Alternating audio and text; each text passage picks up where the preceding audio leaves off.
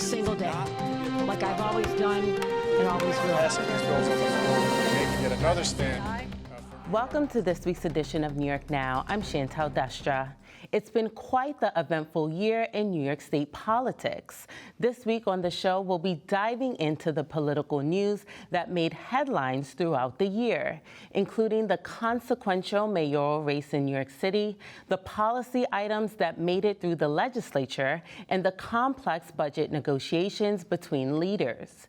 This week, Governor Kathy Hochul also made headlines by saying that she would be moving forward with signing the medical aid in dying bill after amendments. This is just one of the many controversial bills that was left to be reviewed by the governor before the end of the year. To learn more about the New York political news of the year and what to expect heading into 2026, we are joined in the studio by Katelyn Cordero of Politico, Raga Justin of Bloomberg, and Jimmy Vielkind of WNYC, Gothamist in the New York Public News Network. Thank you all so much for joining us today. We're so excited to recap the year in New York State politics. Thank you. Happy to see you.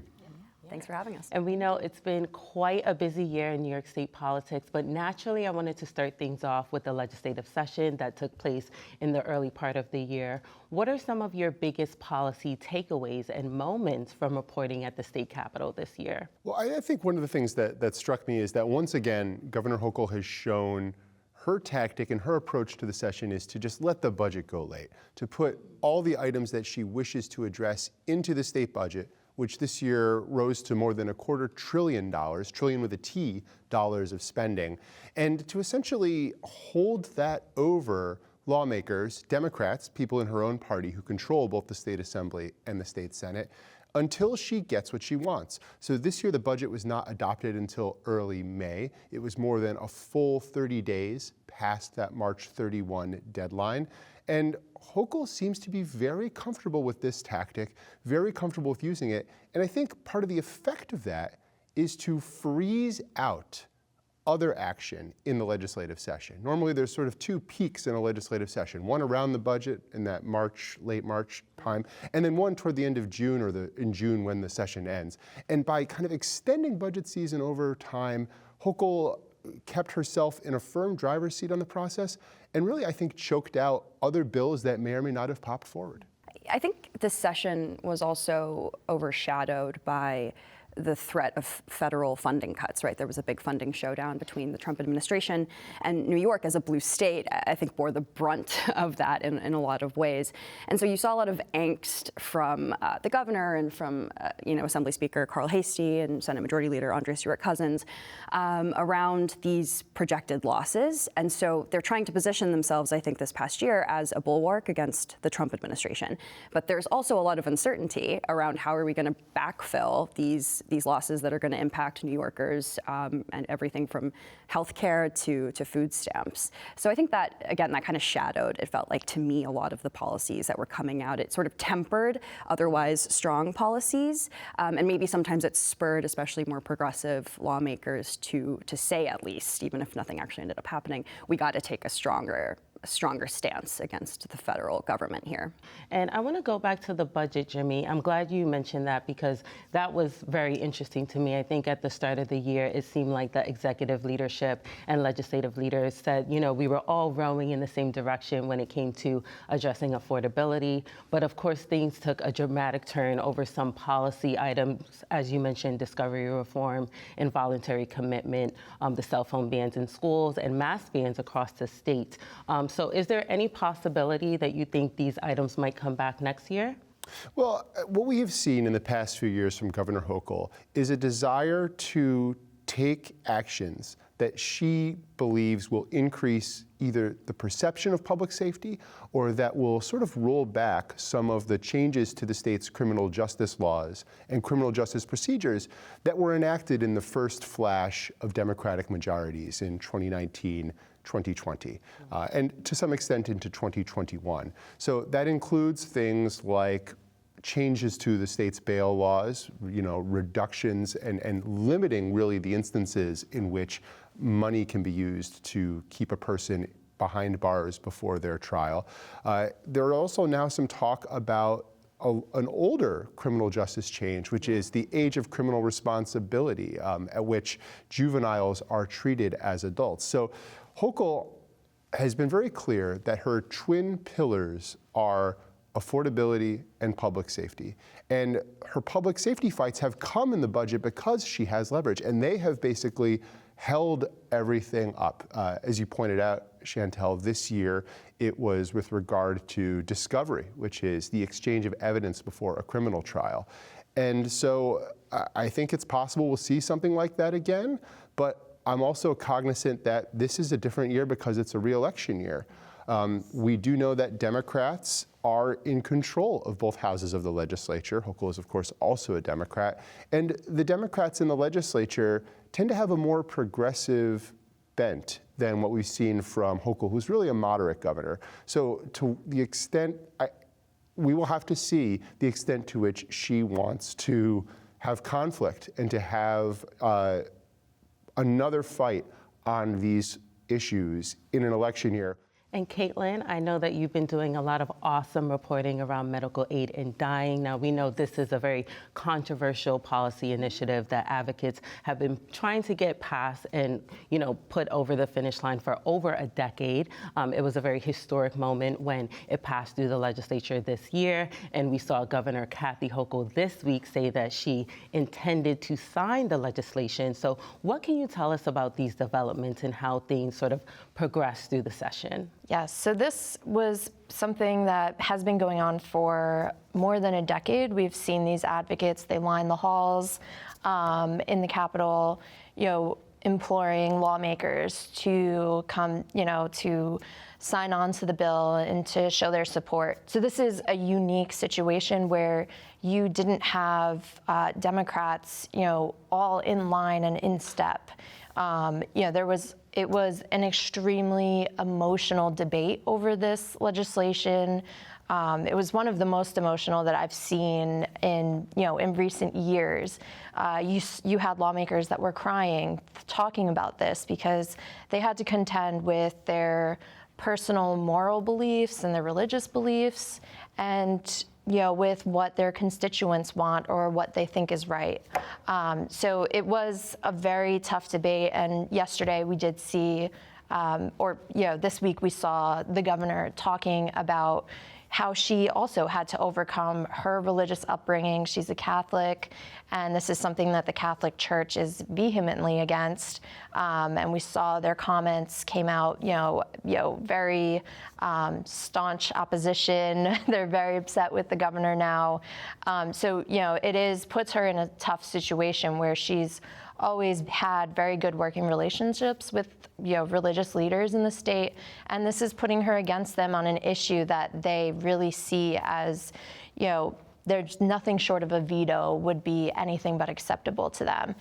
So they negotiated an agreement. Jimmy got some of those details out earlier this month, and they finally came to some amendments that are may not be what the advocates wanted, and some of these amendments they pushed against during the legislative session when they were negotiating the details, but some of them were added back in, and also some of them are things that we haven't seen in other states that have this, like a video or audio request, which is something that was a bit of a surprise. That's not something that we heard from lawmakers when they were having negotiations and talking about the legislation. So this is, it's very, it's got higher safeguards than we've seen in any other state.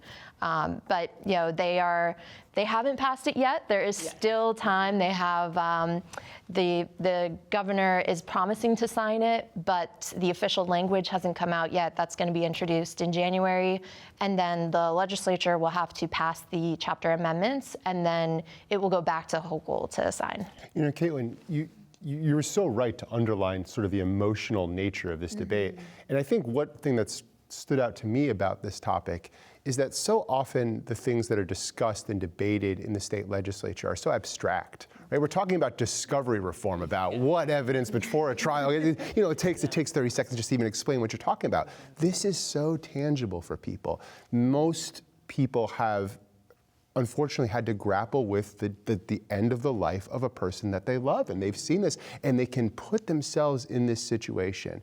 And so watching our lawmakers wrestle with that in real time, I thought was quite poignant and quite unfair. I think you're absolutely right that it was really interesting. And it will be interesting that we're going to have to, as you just pointed out, we're going to have to do it again in January with the vote on these amendments. Absolutely. Are there any other controversial bills that are on the docket for the governor that you all are looking out for? I personally am looking at the RAISE Act. I think that's a pretty, it doesn't get a ton of attention because it is quite difficult to explain the intricacies of artificial intelligence. I mean, I don't understand it, honestly, at all, and yet we still are supposed to be writing about these bills that are really highly technical and deal with really highly technical industries. But I think its stated intent is to place, we were talking about safeguards. This is an attempt to place the nation's strongest safeguards on artificial intelligence developers and to basically hold those companies, very large companies, what we would think of as big tech, to hold them accountable for the potential risks and consequences that could come from very large AI models. And there's been a lot of back and forth between the governor and the bill sponsor on that. As of now, I don't know what's going to happen. I mean, it's really interesting to talk to people who are invested in this issue, AI safety advocates, and also big tech representatives themselves, because everyone is watching the governor on this and everyone's watching New York on this. There's a lot of federal interest in stopping states from regulating AI, artificial intelligence. And there's a lot of different theories as to why that's the case. I think Silicon Valley has been showing up and showing out in DC. And so if you're an AI safety advocate or a progressive, let's say, lawmaker, although it's a bipartisan issue, a state lawmaker, you want your own state to be putting some sort of restrictions in the absence of federal policy on this issue. And so I think, California already has a version of the RAISE Act. New York could follow, and it could either go out in front of California and say we are going to be the strongest in the country, or it could decide to be on par with California. Or the third option is that the governor could choose to veto the bill entirely and sort of leave it up to either next session or to the federal government to do something here. So a lot of interest in this from the tech industry, and I think probably just like consumer safety, protection advocates as well. One bill I'm looking for is an omnibus prison reform bill, which was passed in June. And really, it's been quite a year for New York's prison system, starting actually in 2024 with the beating death of Robert Brooks, who is a person incarcerated at the Marcy Correctional Facility outside of Utica. 10 prison employees were charged in connection with his death. At least one was convicted of murder. And as this was unfolding, it really brought to the fore years of abuse and years of mistreatment of incarcerated people at the hands of correctional officers and guards. And this was really in the wake of this horrific incident, which was caught on a body camera, and the footage was just really jarring to see. This was going to be the year of big reform for legislators. But that sort of got deflated a little bit, and the narrative shifted in February when corrections officers went on a wildcat strike and shut down the prison system, complaining about staffing and complaining about policies that they say have contributed to a rise in violence. Chief among them, the HALT Act, which restricts the amount of time an incarcerated person can be placed into solitary confinement. And so prison issues are not always top of mind in Albany, but they really were this session. And in that miasma emerged this package of reforms, which was drawn from a number of bills that had been put forward by advocates and had really been in the purview of State Senator Julia Salazar, a Democrat from Brooklyn, who chairs the Corrections Committee in her chamber. This package would do a number of things. It would require more fixed cameras within state prisons. It would change the oversight body, the State Commission on Correction, which is tasked with overseeing correctional facilities. And it's been up in the air as to what Governor Hochul is going to do. As Raga said, and as Katelyn perfectly explained earlier, right, the governor likes to do these chapter amendments where a bill passes and then she kind of negotiates her changes and says, if you do these amendments, you can win my signature, which is something that lawmakers complain about. But it seems to be the process that we're we're living through here. And so it's an open question as to what changes Governor Hochul is going to seek on this omnibus prison oversight bill and whether or not they will be acceptable to sponsors. So that's one of the big pieces of legislation that is coming to a conclusion in these final days of 2025. And perhaps it's something we're going to be talking more about in 2026. And I want to switch gears a little bit and look at the, of course, competitive race for the next New York City mayor that took place earlier this year. You know, we saw so many different candidates, but ultimately Assemblymember Zohran Mamdani was victorious in that race, and he is now the mayor-elect. So what can you tell us about that race? Why was it so competitive? And, you know, what will the inroads be for the Assemblymember into Albany come next year? Well, good for Zohran Mamdani. He went from being a backbench assembly member to, you know, leader of easily the greatest city in the world. And, you know, I'm older than him, so it makes my mother ask what I'm doing, why I'm not leading a major world metropolis. So thank you, Zohran. We appreciate that. I think this race is really interesting because there have been so many persistent gripes about New York City. Coming out of the pandemic, there were real challenges with public safety, and that really defined the 2021 mayoral election. Eric Adams, a former police officer and a former state senator, he rose to the fore by essentially betting that delivering on a message of reducing crime, helping and bolstering the public perception of public safety would win him City Hall, and he was correct. This time around, you saw Mamdani face off against a political scion, Andrew Cuomo, this titanic figure in New York State and city politics, who has been active in New York City politics for literally 50 years, 5 decades.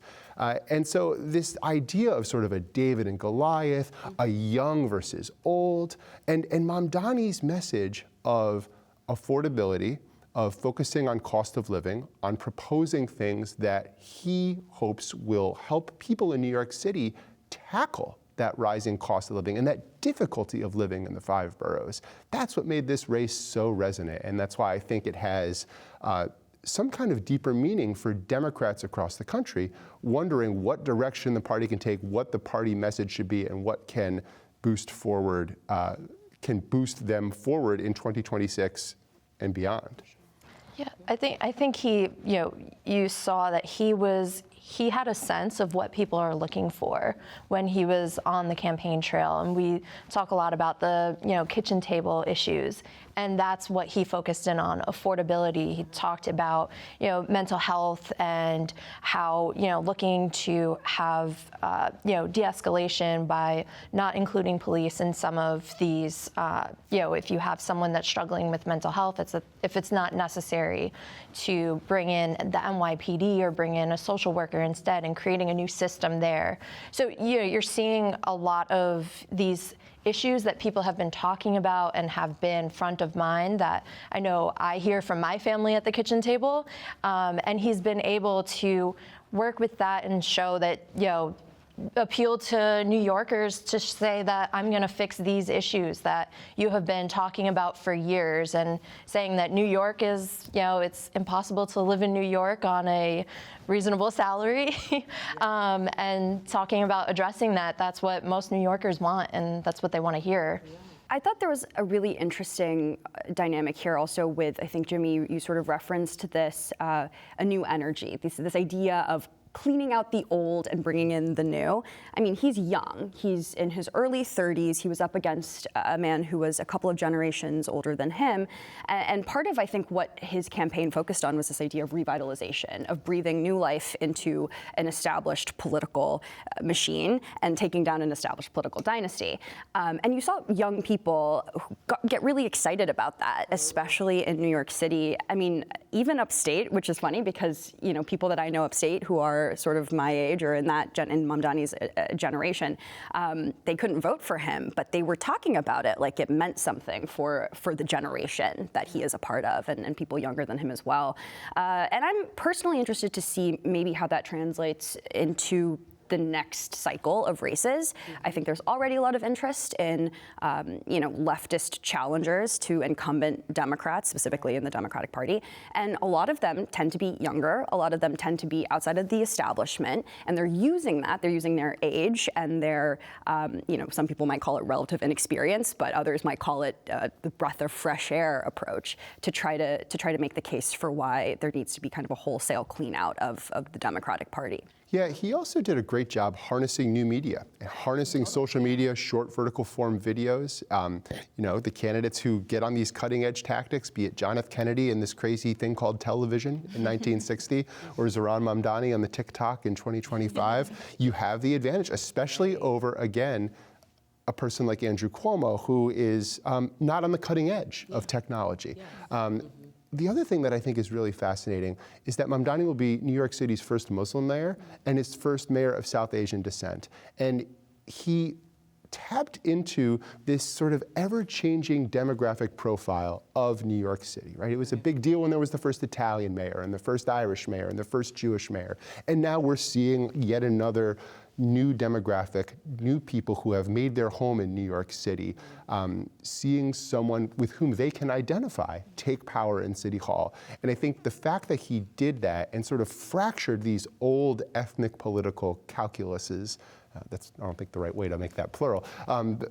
But he fractured that. I think that is also noteworthy and is going to make people rethink what it means to run for office in New York City and in New York State. Yeah, so well said. I think the campaign by the Assembly member was the definition of a grassroots campaign. We saw people come out and canvass for the Assembly member. I believe he had over, a crazy amount of people working on the ground, door knocking and, pushing his policies forward. And I'm interested to see next year how the governor is going to be working with the mayor, especially since it'll be her gubernatorial re-election.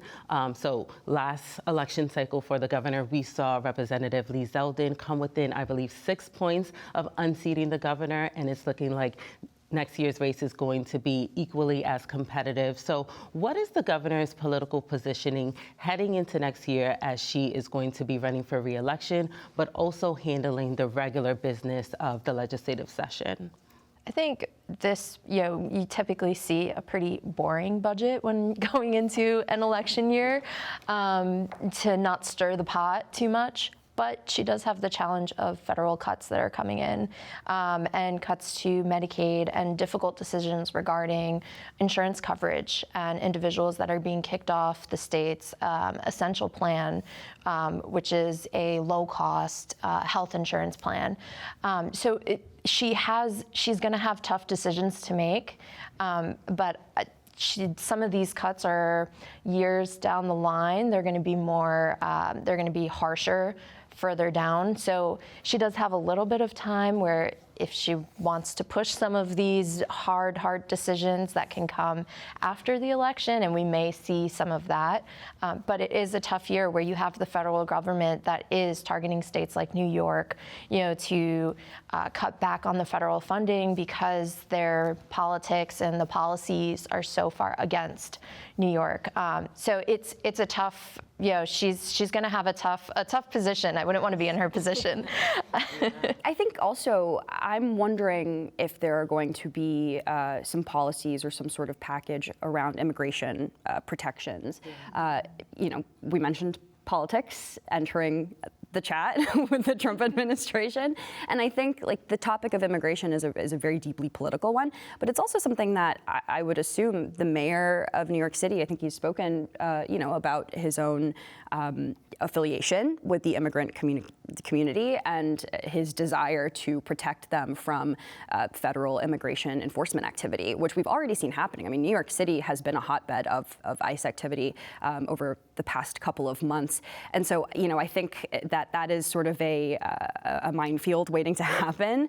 And I think the governor is going to have to at least message that she is doing something on it. I'm not sure exactly what that looks like, and I'm not sure exactly how much we see happen before November 2026. But I would think that is going to be a topic of concern for sure. Yeah, I think you're absolutely right on both of those fronts, both on the fiscal side and on policies, especially including immigration. Hochul is going to face pressure to tack to the left. She faces a Democratic primary challenge right now from Lieutenant Governor Antonio Delgado.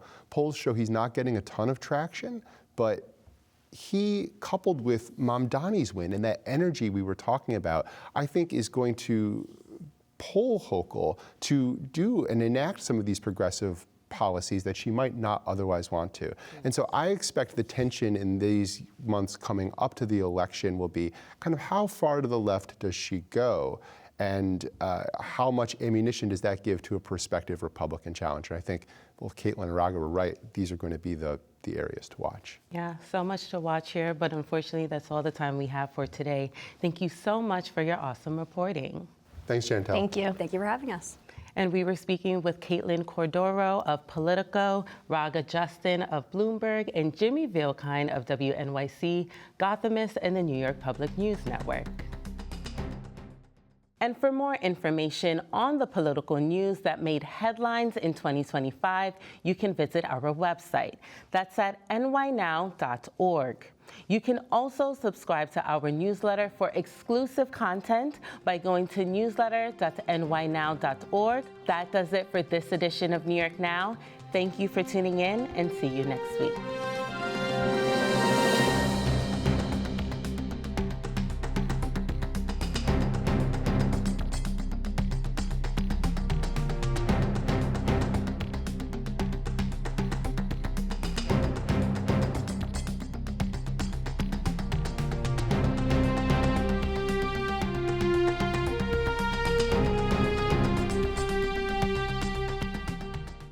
Funding for New York Now is provided by WNET,